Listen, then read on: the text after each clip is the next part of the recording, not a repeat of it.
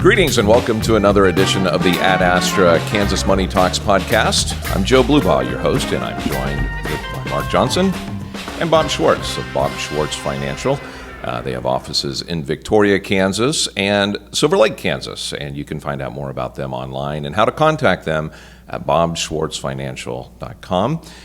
Please subscribe, like, do all the things. Leave a comment, leave a review. We'd love to see and hear from you what you think about the podcast. So today we're going to recently a Morningstar article came out talking about some financial to-dos before the end of 2025.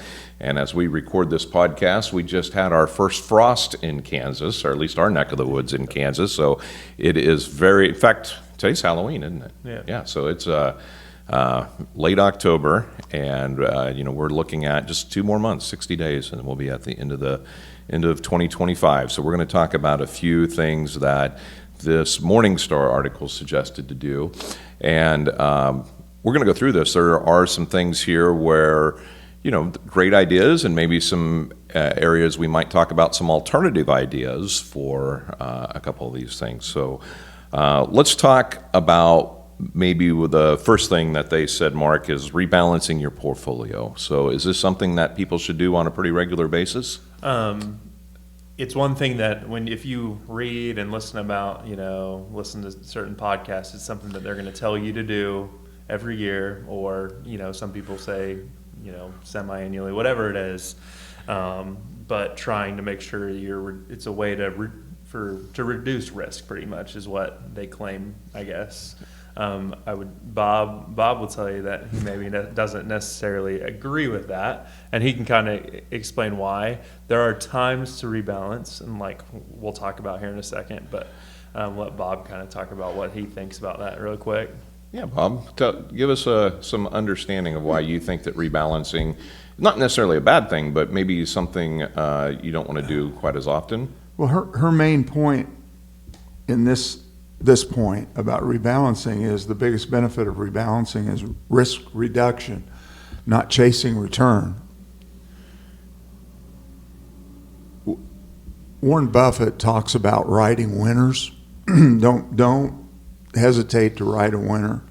Matter of fact, Mark and I a lot of times talk about, we'd probably be better long term if we continued to put money into the winners and we backed off of our losers, as opposed to the balancing effect of putting assets into the performers that aren't doing as well.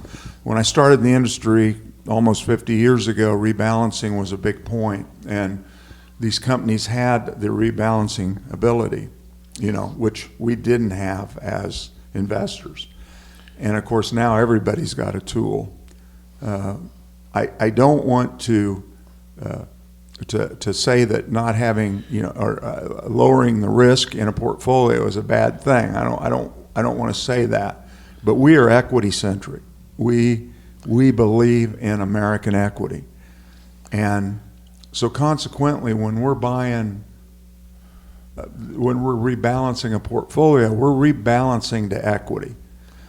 So we're really not taking a lot of risk off the table, and so in our case, we continue to ride the winners, and it has been a very, very good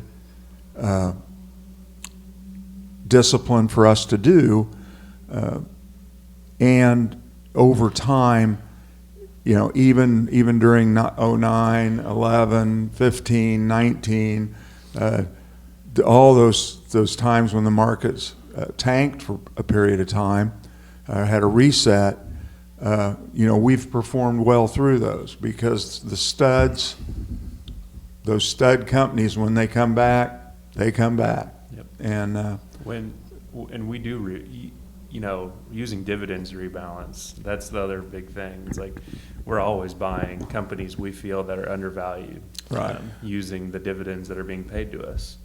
And companies, or whatever, ETFs, whatever that is, that's another way to use dividends to rebalance constantly, pretty much. You went and looked at an advisor that we have access to their discipline. They rebalance all the time. Mm-hmm.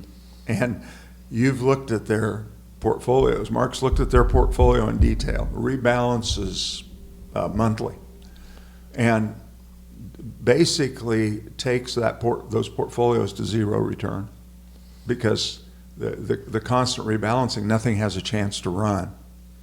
And very, very, very interesting. But Mark went, and you might want to expand on that a little bit, but you don't want to rebalance too much. And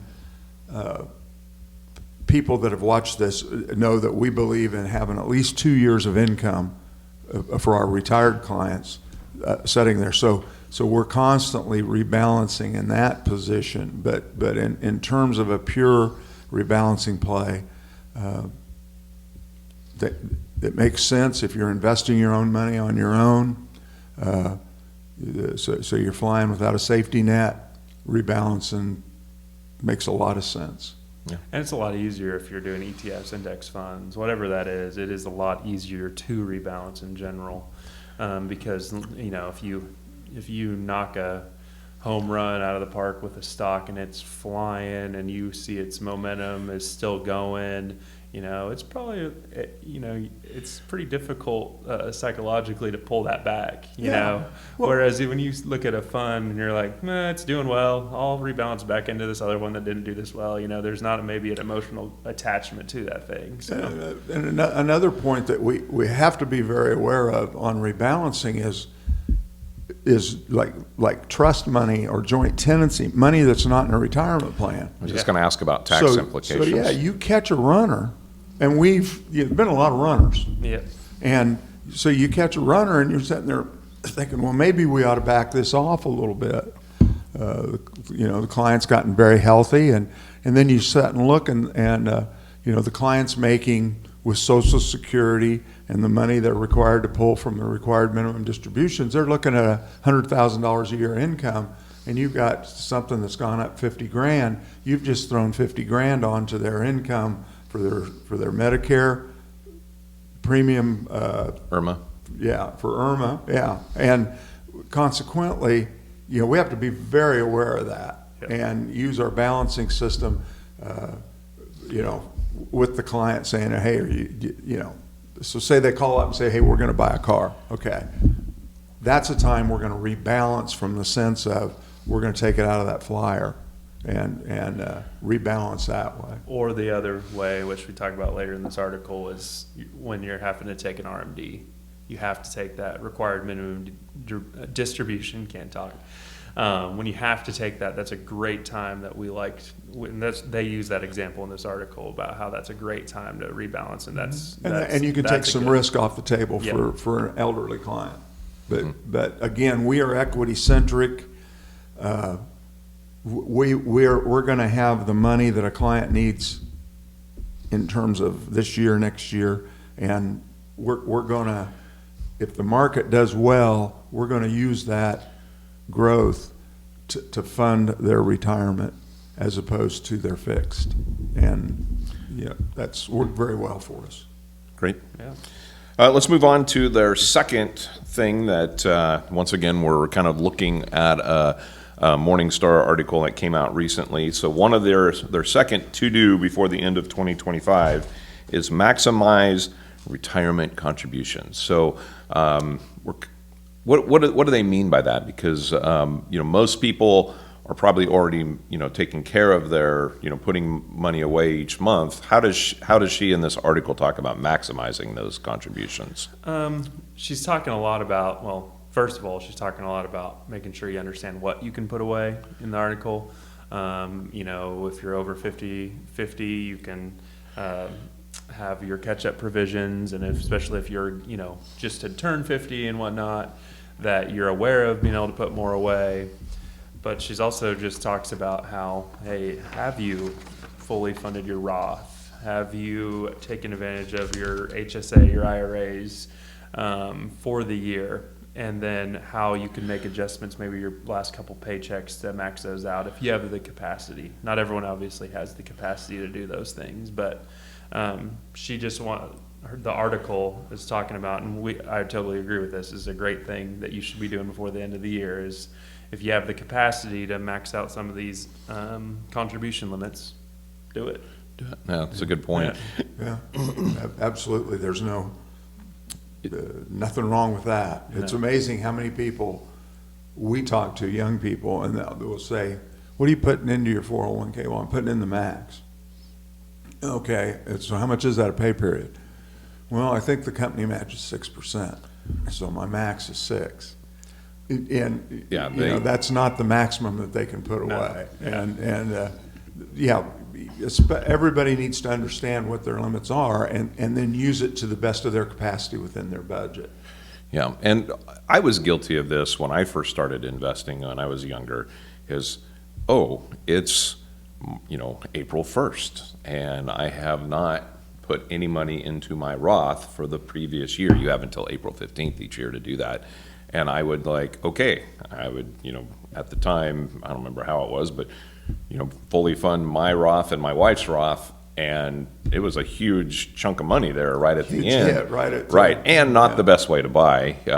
Obviously, it's so much better to do it monthly and dollar cost average, and that's what we do now. But there for a while, it was, and luckily we never forgot. But I could see where somebody could miss the deadline and just not get a contribution in for that year for Absolutely. your IRA. So, yeah, good point here to definitely take a look and see what you still have available.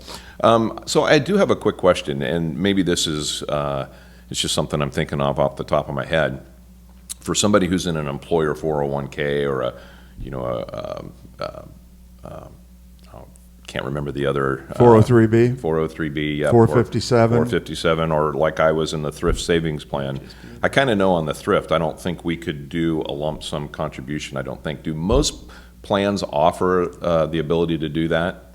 No. So this is truly one where you maybe a good point here would be, okay, this year we could have actually put an extra $10,000 in. So as I set it up for 2026, my contributions, I might want to up that every month to kind of reflect that. Yeah. I think when she refers to the 401k and the 457 market, this is the time of year to assess how much do I want to put in next year. Yep. Get the increase in, get started. And you could make a adjustment to your withholdings for the last couple months. Sure. Right. But you can't do any more than your paycheck. Yep. Yeah. Right. Yep. So you are you can't call up your employer and say, hey, I've got another 15,000 I can put in. I want to put it in. You could tell your employer, hey, in November and December I don't want a paycheck. I want to maximize my contributions. Yep. And go that way.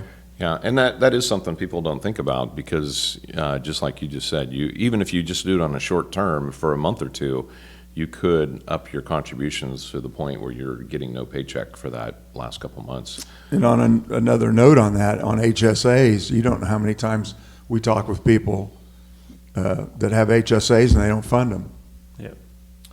Otherwise they look at that as hey, I got my health insurance cheaper for having this high deductible policy, and I took that, but I never bothered to fund my HSA. So health savings account is what an HSA is, and you can only have them the current law says you can only have them if you have a qualifying high deductible insurance plan. Which about every employer offers nowadays. They do, that offer insurance. Yeah. We could talk a whole episode on HSAs, but please correct me if I'm wrong. Somebody Mark's age, young, healthy, great opportunity. My adult daughter has a high. I talked to her, and she needed some help picking out her insurance plan, and I said, "You're young, you're healthy. I would recommend the high deductible plan, and then take advantage of the HSA," and kind of explain to her how those are amazing savings tools. The HSAs are, but somebody like myself, who's my wife and I are getting up there, late 40s and early 50s, or Bob. Old people. But I wasn't going to say that. I was going to say more experienced people like yourself. little bit more difficult to take that high deductible plan because we use our health insurance a little bit more. The reason I had my phone in my hand was because my son just texted me and said, guess how much can I say the company? Or, Probably not. Okay. How much my health insurance through a company that we all know very, very, very, very well. How much did my premium go up? And I guessed, and then I said how much. So hopefully he'll answer back here fairly quick. I'm guessing a lot because I can vouch for. I have a high deductible plan, and the amount we're paying for family exponentially increased this year. It's not fun. Yeah, and so the HSA, you can put money into it when you're my age. You cannot. Once you reach Medicare age, you can't put money in a healthcare savings account. The money that's in a healthcare savings account you can use for long-term care once you get old like me. You can still use it for medical. The key thing is people put money in them And don't do anything. They're in a savings account at a bank that's going to pay them nothing Right. because they know they're not going to do anything. And so consequently, they don't open up a brokerage account like they can and give themselves the opportunity to get market returns. Right, and that's the strength of the HSA is you can almost treat it like another retirement account because a lot of Americans are used to the fact that if you go through a health savings account at work, you fund it, from every paycheck, you have to spend it that year. That's not how it works on an HSA. It's not a cafeteria. No, this is one where you put money in every year, every paycheck, whatever it might be, and then you can invest it. And then when you get something that you need to get reimbursed for, if you don't need that reimbursement, just save the receipt. You can literally 20 years down the road submit that receipt to get that money out. So you can let that HSA grow just like every other investment for years and years and years and get your reimbursement and live off that when you're maybe in your 60s or 70s, or maybe that's your gap money for between retirement and Social Security kicking in, or like you said, maybe that becomes your long-term health and long-term care insurance. What a great idea that is. We didn't talk about why is the HSA so good. It is the triple tax advantage plan. That pretty much if you get a write-off and yeah, it comes out tax-free. Yeah, it's amazing. Yeah. So that's why it's so powerful. It's tax-free going in. Yep. It's tax-free growth, and it's tax-free coming out as long as you use it for a healthcare. qualified expense. And if you live long enough, you're going to use it. You're going to use it. Yeah. And there's lots of things you can use it for, which is surprising how many things you can use your HSA for, really. My wife worked in the medical industry, and the hospital she worked at didn't have an HSA option while she was working. But she took a few years off when our youngest son was when he was born. And my oldest son called me up one day and said, "Dad, have you ever heard of a high deductible health insurance policy with a healthcare savings account?" And I said, "I've never heard of such a thing." And he goes, "Neither have I," but he's a physician and he was in medical school at that time. And he goes, "I don't know either, but all the doctors are doing them." So I called up a friend of mine that was in the health insurance business, and I said, "Tell me about healthcare savings accounts." And he goes, "Do you have a couple hours?" And I said, "Yeah." I went in and met him at the Topeka Library, and he explained it to me, got me involved in it. I could not believe at that time how much my premiums dropped. And then I'm like, I got to put money in here, and I get to write that off, and it's my money, and I get to invest it and not pay taxes on it. Oh, it's, they're phenomenal.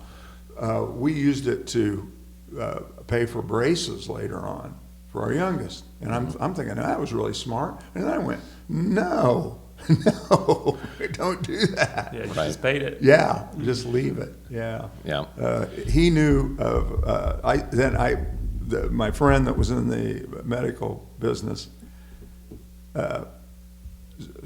sent someone to see me who had bought Apple. No, I shouldn't have said that. So cut that out. They had bought a company that sells watches, and phones, and a lot of other stuff. It's a fruit shapes. He put it for 2 years. Put the back at that time it was $5,700, I think, into one company and sat on it. And he goes, should I diversify? And you know what my answer was? Yeah, to go back to number one, my answer was, why? Is Apple going out, excuse me again, is that company that sells watches going out of business? No. And I would like to know today, I need to ask him that, what that thing's worth today. Oh, I can only imagine. Yeah. Well, we have sidetracked completely off of our topic here, but good information there. I do have one question, one last question on HSAs. Can HSAs be used to pay your Medicare premiums? I have researched that. Yeah. And it's the gray area, isn't it? Yeah. It's one of those areas where the IRS doesn't forbid it, but doesn't really give you clarification that you can do it either. Is that one of those things? Right. And I think if you have IRMA, they're going to come unglued if you use healthcare savings accounts to do it. But, I think anybody would stand a good chance, especially somebody that was struggling to make those payments. Mm-hmm. I would certainly say that was a medical expense that was saving me, saving the U.S. government a lot of money by me using that money to keep the coverage. Yeah. Yeah. All right. So we have changed our episode from things to do before the end of the year to HSAs. With that being said, I think I can speak for both of these gentlemen when I say, if you're at the time where you need to choose your health care coverage for next year, and you have an option for a high deductible plan, I think these gentlemen would say, and I know I would, at least look into it. That's the most important thing of the five, I think. Yeah. Is if you have that option, you need to look at it and you need to visit with your spouse about it and get serious about it. And please do not take that as we think you should do that, because each individual situation is different. If you have large medical expenses every year, it's not for you. High deductible plans, but regardless of the tax savings on the health savings account, you might not come out ahead based on what you got to pay out of pocket. So please, each individual situation is different. Well, you hit it on the head. A young 30-year-old healthy person, healthy family, it's probably a home run. Yeah. So, all right. So we've number 3, we've already kind of talked about, so maybe we'll look at this kind of fast. Use RMDs to help with rebalancing. So required minimum distributions, the rules have changed. So your age, we can't just say one age, but it's generally if you're in your 70s, and if you're younger like Mark and I, it's going to eventually be 75 where we have to take our RMDs, required minimum distribution, and you're required to take those each year. Great opportunity to do your rebalancing. Yeah, take some off the top that you have your big winners, and that's going to be that money that you take as your RMD, and you're reducing a little risk from your portfolio. That's the time that we want to see that. And the point of that is then what do you do when we have a terrible market year? Yeah, that's why we have 2 years of fixed money working for retirees, so that we don't go, well, yeah, we're it's 2022, market's off 16%. Yeah, we don't want to sell. Right. So that's how we buffer, that's how we balance that, take care of that rebalancing, taking away risk. That's how we do it in our portfolios. Yeah. We can maybe bridge it to segment or the 5th one she has too while we're talking about RMDs. Yeah, let's do that. Yeah. So the topic number 5, it kind of goes hand in hand. Charitable giving and RMD strategies. So there are ways to give to your favorite charity and help with your RMD. Yeah, and it's a lot easier if you come up with a plan with your spouse or whoever that is, with your family at the start of the year. Hey, we're going to give this, this, and this. This is going to fulfill our RMD, and we're going to get it done. That is a lot easier to handle than being like, I'm going to give $50 to my church every other biweekly, and maybe $100 once in a while. Right. That becomes a lot to deal with, a lot to manage. Like coming up with a number and a strategy is a lot more efficient. Yeah, we have clients that come in throughout the year, and they'll have a shot chart. Here's the 10 places we want to give money to, and here's how much we want to give them, and they've got it. And that, that's our job. We help them with that. We also have clients that call up every other week. I want to send, And first of all, that does not save us time. I mean, that's that takes a lot of time where we can be doing things that are productive for our clients. And get a strategy figured out on that. But Go ahead.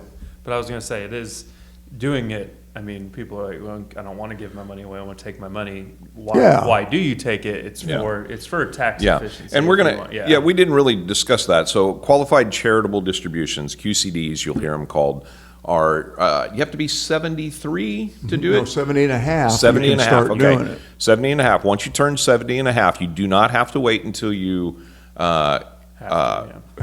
reach the required minimum you don't distribution. have, right. But a lot of times people marry that up, and basically it's a way to give to some kind of a tax deductible organization. Yeah. And then you can use that as your required minimum distribution. But there are some things that are very important to remember on this, and please correct me if I'm wrong. That money can never touch the person's bank account, correct? It needs to go directly from the fund to the gaining organization directly. The check can go through your hands, but the check is made out to XYZ Church, and you as an individual can take that check to the church. Right. But what we recommend, let's say somebody gives let's say somebody $400, $100 a week to the church. What we would suggest to them is, let's take $5,200 at the beginning of the year, take it out of your IRA. You don't have to pay taxes on it. It frees up $100 a week in your budget for the year, and you can take that to the church or have it mailed to the church and tell them, this is my contribution to the church. This has gotten really much more important since when you do your taxes, you have the standard deduction. It got a lot bigger a few years ago. Yeah. So very few people meet that mark of giving enough to actually use that as a deduction.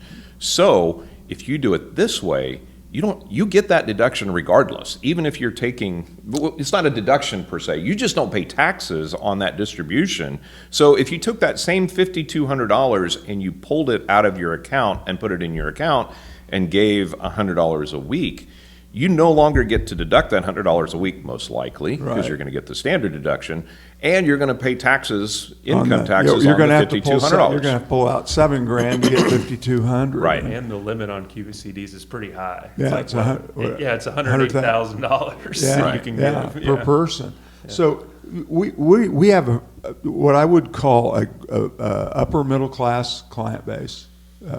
We have affluent clients, we have wealthy clients, but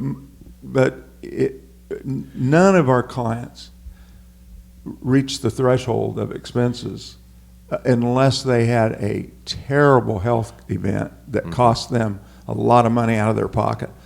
Otherwise, like a transplant of some type that could cost a fortune. But other than that, we don't have anybody that goes over the what is it? It's 27. 27, and for a married couple, it's pushing 30. And to bounce very quickly into and that's why if you have the ability to do it, if you're under 70 and a half, set up a DAF, a donor advised fund, and fund it 1 year, and then do your giving over the number of years you want to do it, and you get that deduction.